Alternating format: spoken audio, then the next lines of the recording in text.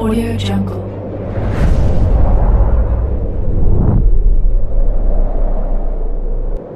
Yo, balik lagi bersama Mimin di Manhwa TV. Kali ini kita akan lanjutkan pembahasan dari cerita The Apex of Dragon Mastery. BTW yang nyari episode sebelumnya Mimin tempel di deskripsi beserta dengan playlistnya. Dan jangan lupa untuk join saluran WA untuk info terupdate dari Mimin. Linknya ada di deskripsi. Tanpa berlama-lama yuk kita masuk ke alur ceritanya.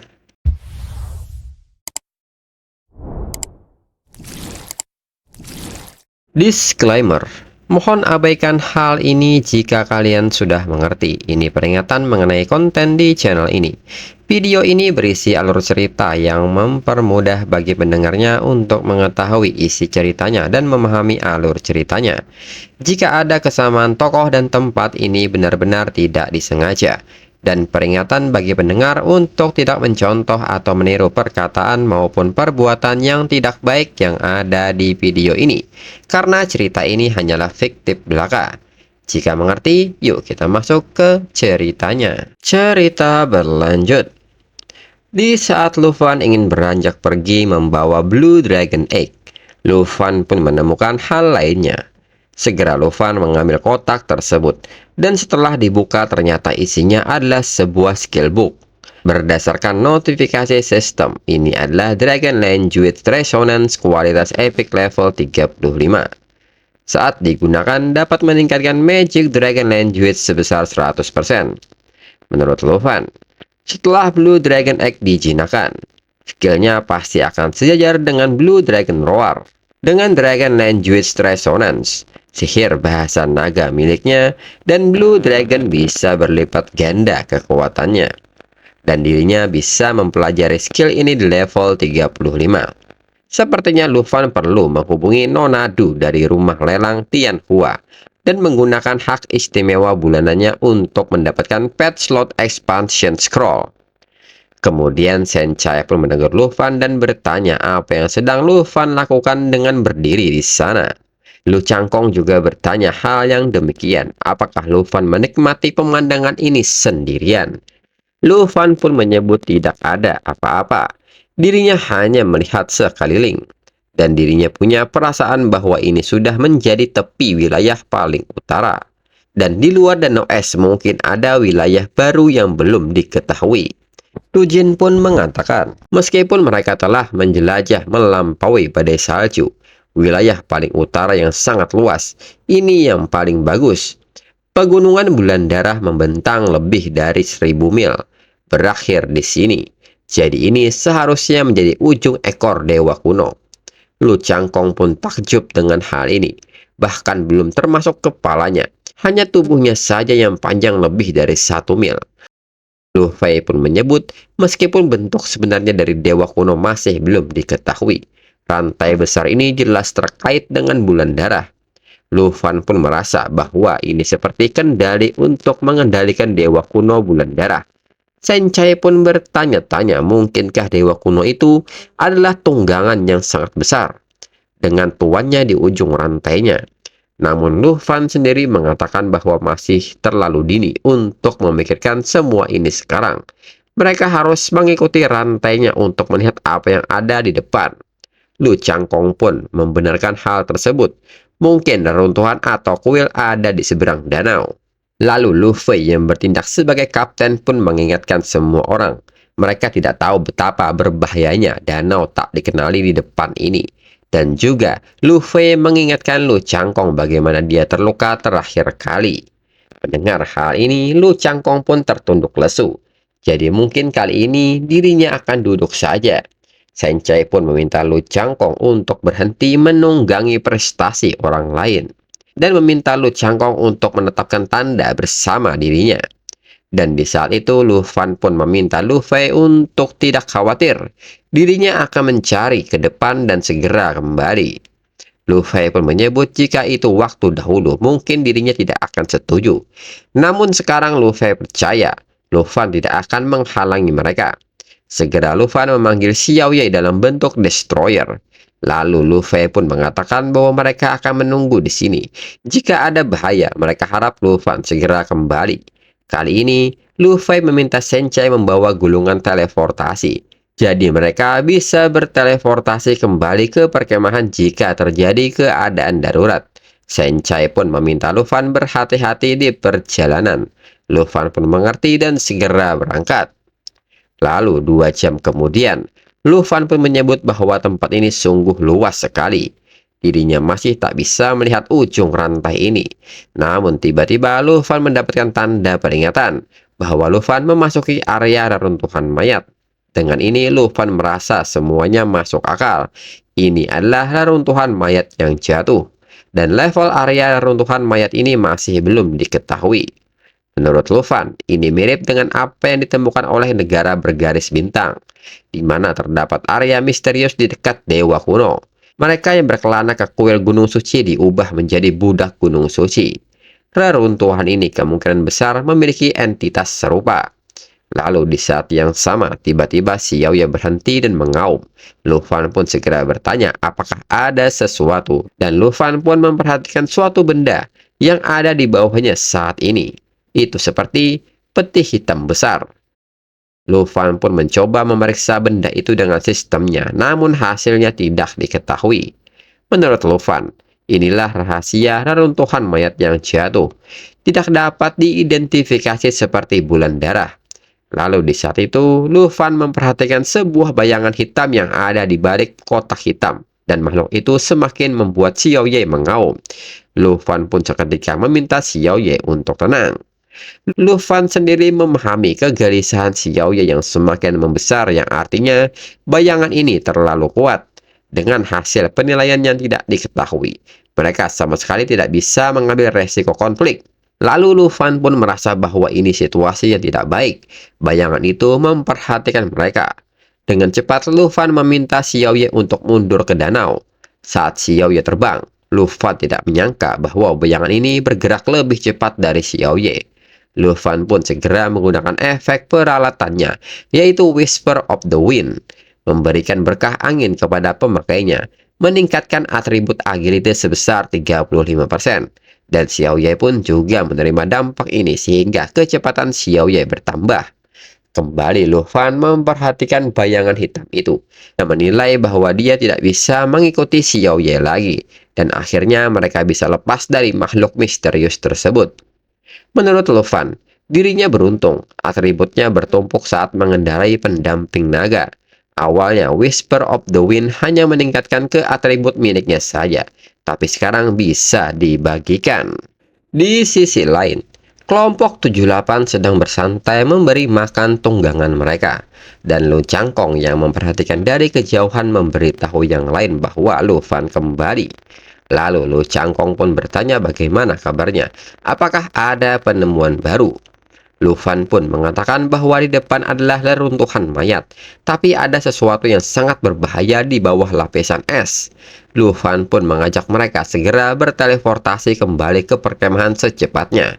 Lu Cangkong pun terkejut melihat reaksi Luffy. Bahkan ada sesuatu yang harus dihindari dengan kekuatan Luffy saat ini, dan segera mereka kembali ke perkemahan. Lalu 1/4 jam kemudian mereka pun melaporkan hal ini kepada Tujin. Tujin pun kaget mendengar laporan ini, di mana ada peti hitam di bawah es serta rantai dan reruntuhan mayat yang jatuh. Jika demikian, Tujin pun merasa mereka tidak bisa melanjutkan penjelajahan ke sana. Jika tidak, mereka akan berakhir seperti keluarga Morgan dengan banyaknya korban jiwa. Luffy pun menyebut bahwa tempat itu terasa seperti anjing laut, dan entitas tak dikenal di dalam danau bahkan membuat Black Dragon merasa tidak nyaman. Tujin pun menyebut bahwa suatu entitas yang ditakuti oleh ras naga, danau beku yang menampung reruntuhan mayat hidup, harus ditetapkan sebagai zona terlarang. Tujin pun meminta Luffy untuk membatalkan semua rute eksplorasi yang mungkin melewati reruntuhan mayat yang jatuh. Selain itu, Tujin meminta Luffy untuk mengirimkan koordinat danau es kepada para sarjana kota naga. Luffy pun mengerti dan akan segera melaksanakannya. Dengan ini, Tujin pun mengatakan bahwa misi eksplorasi tim 78 dibatalkan. Misi barunya adalah membantu para sarjana kota naga dalam meneliti reruntuhan mayat yang jatuh. Tim 78 pun mengerti dengan perintah baru untuk mereka. Lalu Tujin juga menyampaikan sesuatu kepada Lufan. Dalam waktu kurang dari sebulan, Lufan memimpin tim menuju penemuan besar. Tujin pun memberikan sesuatu kepada Lufan dan meminta Lufan menganggap ini sebagai pengakuan pasukan Griffon atas pencapaian Lufan. Lufan pun berterima kasih untuk hal ini.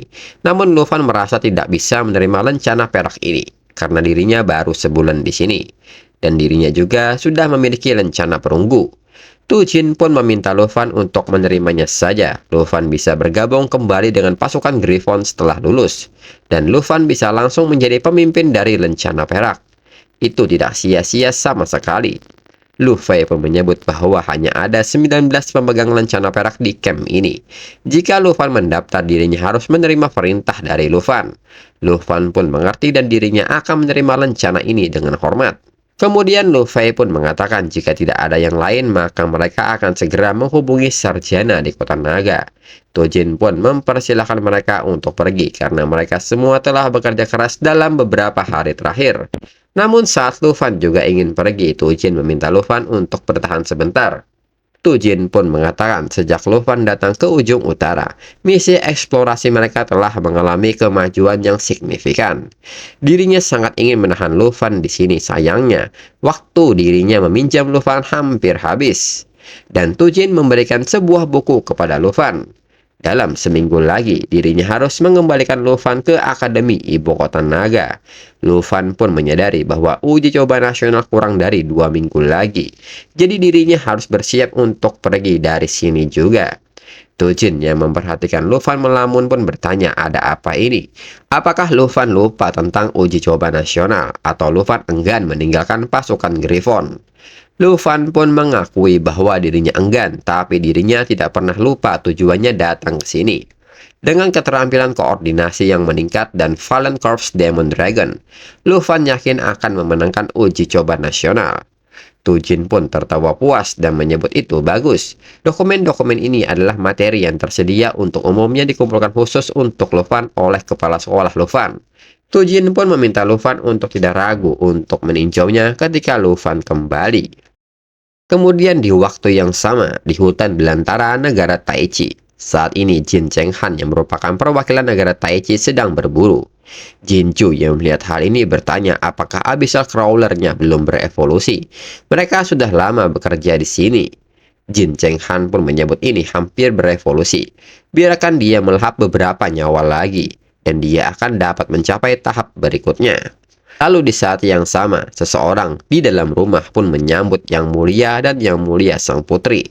Mereka pun bertanya apakah Jin Chenghan secara pribadi berburu monster. Suatu kehormatan bisa menerima mereka di sini dan mempersilahkan mereka untuk masuk dan beristirahat. Jin Chenghan pun menerima sambutan ini dengan hormat dan dirinya akan menerimanya. Seketika Abyssal Crawler menyerang keluarga tersebut.